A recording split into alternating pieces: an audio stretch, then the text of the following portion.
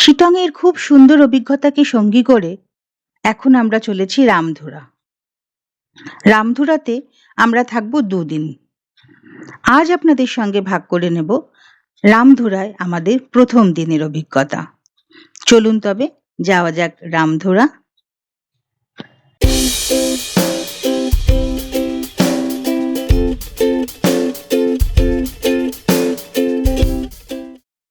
রামধুরা যাওয়ার পথে প্রথমেই আমরা সম্মুখীন হলাম বেশ বড়সড় একটা ট্রাফিক জ্যামের। তার কারণ অবশ্য রাস্তা। যে বন্যার কথা আপনাদের বলছিলাম শিটংয়ের ভিডিওতে, সেই বন্যার কারণেই রাস্তা প্রচণ্ড ক্ষতিগ্রস্ত এবং সেই কারণেই এই ট্রাফিক জ্যাম। কিন্তু সব থেকে যেটা কষ্ট দিল সেটা কি জানেন তো? সেটা হলো তিস্তা।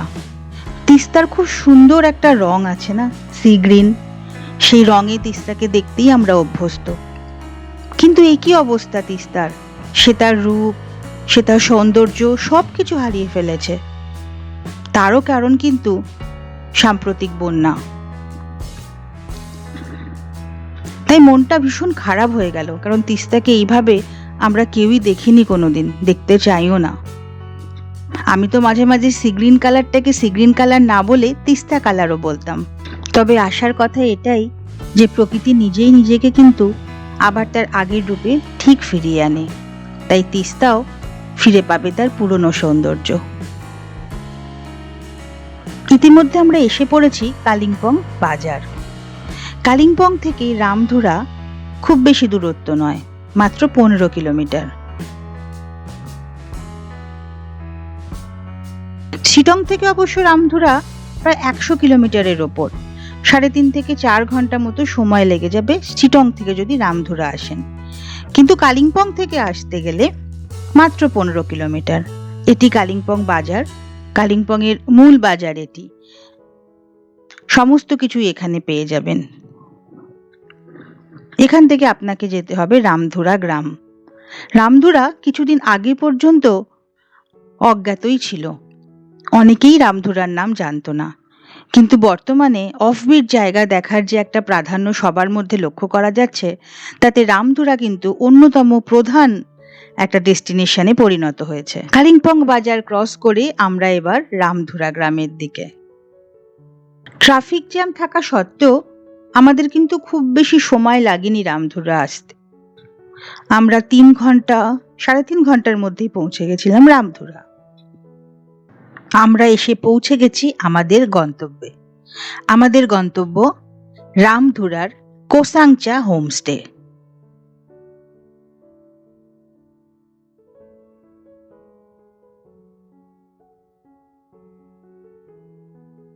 গাড়ির মাথা থেকে যোগেশ আমাদের জিনিসপত্রগুলো নামিয়ে রাখছে, কিন্তু ততক্ষণে আমরা এই হোমস্টের সৌন্দর্যে মুগ্ধ হয়ে গেছি। এত ফুলের বাহার, এত সুন্দর সুন্দর ফুল চারদিকে, আর চোখ জোড়ানো রং। সত্যি হোমস্টেতে পা দেওয়ার সঙ্গে সঙ্গে আমাদের মন একটা অপূর্ব আনন্দে ভরে উঠেছে।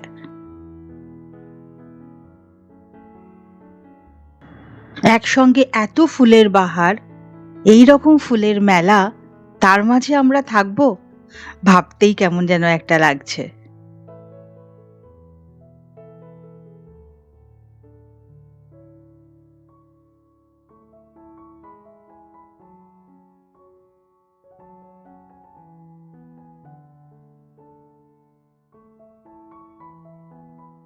আমাদের জিনিসপত্র ওনারাই আমাদের রুমে পৌঁছে দিয়েছেন। আমাদের কোনো খেয়ালই নেই আমাদের জিনিসপত্রের দিকে, আমরা শুধু ফুলের ছবি নিতেই ব্যস্ত তখন। এই কোসাংচা হোমস্টের সামনে পুরোটাই সিঙ্কোনা গাছের বন।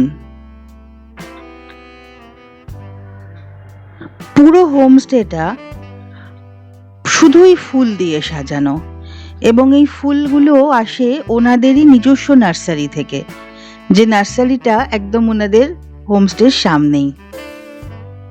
এত সুন্দর হোমস্টে পেয়ে আমরা সবাই ভীষণ খুশি, ভীষণ আনন্দিত।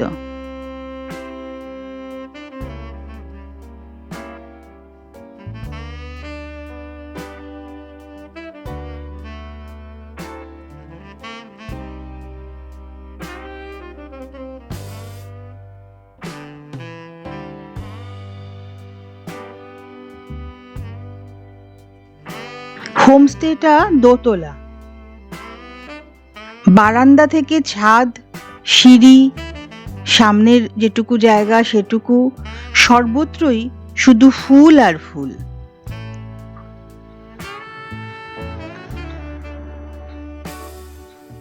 আমাদের থাকার ব্যবস্থা হলো ওপরে দোতলাতেই। এটা একটা রুম,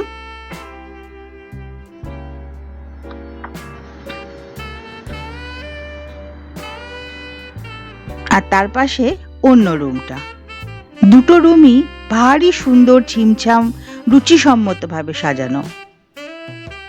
একবার ভাবুন তো, এরকম যদি আপনার ঘর হয়, যে জানলাটা খুলেই দিগন্ত বিস্তৃত শুধু পাহাড়, এবং কপাল ভালো থাকলে এখান থেকেই দেখতে পাবেন আপনি কাঞ্চনজঙ্ঘা।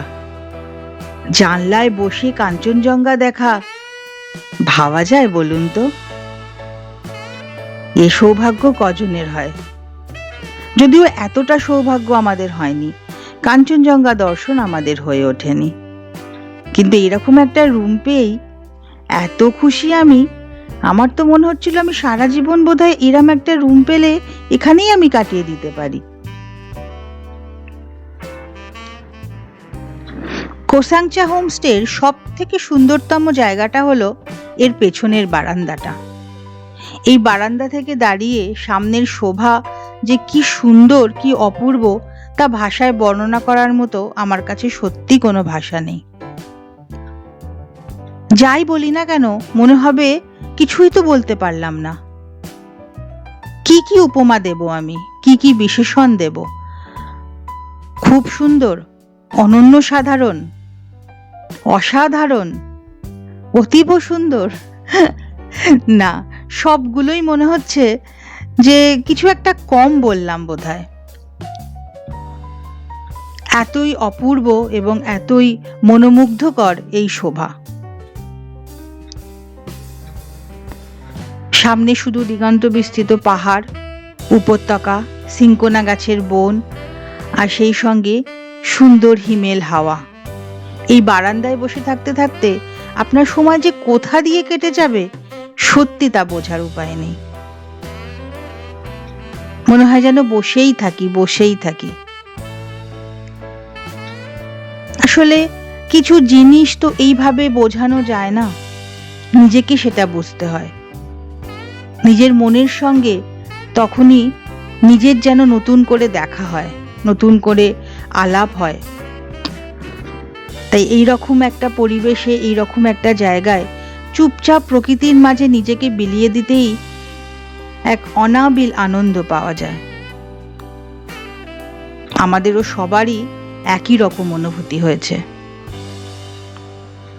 সবাই আমরা চুপচাপ বসেছিলাম, কথা বলতে ইচ্ছেও করছিল না। মনে হচ্ছিল শুধুই আমরা উপলব্ধি করি, উপভোগ করি, আর যতটা পারি ততটা এই অনাবিল আনন্দকে আমাদের মধ্যে আমরা যতটা পারি ততটা গ্রহণ করি। অসাধারণ, সত্যি অনন্য সাধারণ।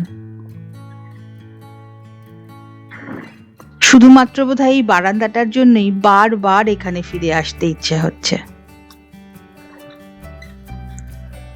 আমি অনেক দূর থেকে তো এসেছি, মানে আমি তো, সবাই জানেন আপনারা, আমি মুম্বাইতে থাকি, সেখান থেকে বারবার আসা যায় না, কিন্তু এই বারান্দার এতটাই আমি প্রেমে পড়ে গেছি এবং এতটাই মানে এতটাই সুন্দর লাগছে, এতটাই ভালো লাগছে, মন এতটাই ভরে উঠেছে যে মনে হচ্ছে আমি যদি আবার রামধুরা আসি বা নর্থ বেঙ্গল আসি, আমি এখানেই আসব।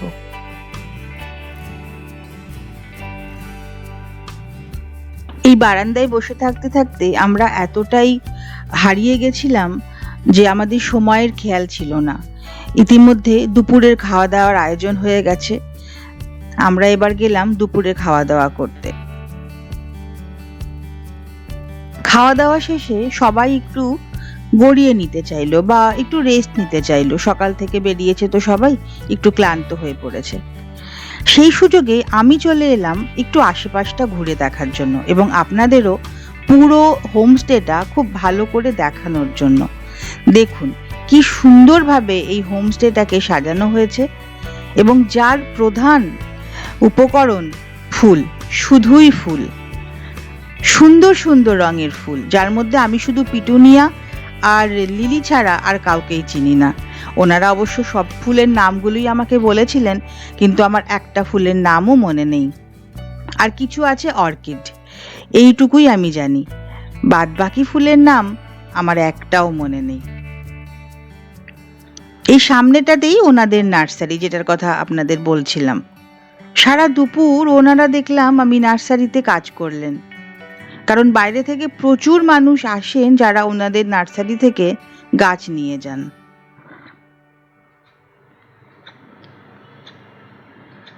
আমরা যে সময় গেছি সে সময় আমাদের কাছে শীতকাল লাগলো, সে সময় কিন্তু ওদের কাছে গরমকাল। তাই ওনারা বলছিলেন যে শীতের সময় আরো অনেক বেশি ফুল ফোটে। এতেই আমরা এত খুশি, এত আমরা অবাক হয়ে যাচ্ছি। তাহলে শীতে আসলে কি হতো বলুন তো?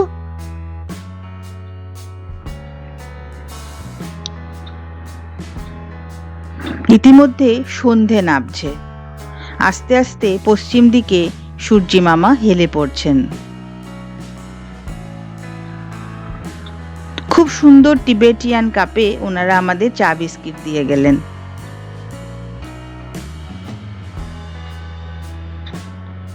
সূর্যাস্ত দেখতে দেখতে এই বারান্দাতে বসে চা খাওয়া, এও একটা পরম সৌভাগ্যের কথা।